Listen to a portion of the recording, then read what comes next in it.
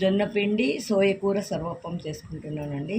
సోయకూర సర్వప్పంలో వేసుకుంటే కిడ్నీలో స్టోన్స్ ఉండవండి. సోయకూర వారానికి ఒక 2 సార్లైనా 3 సార్లైనా తినాలి.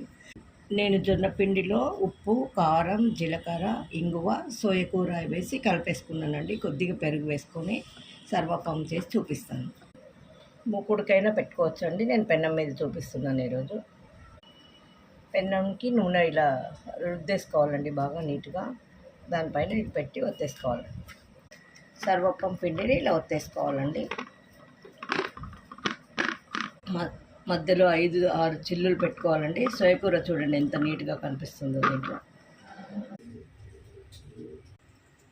స్టవ్ వెలిగించుకొని పెన్నం పెట్టేసుకుంటున్నానండి. ఒకవైపు కాల్చుకున్న తర్వాత ఇలా తిప్పేసుకోవాలండి. పుట్నాల పప్పు పొడి పెరుగుతో సర్వ్ చేసుకున్నానండి. సర్వప్పం రెడీ.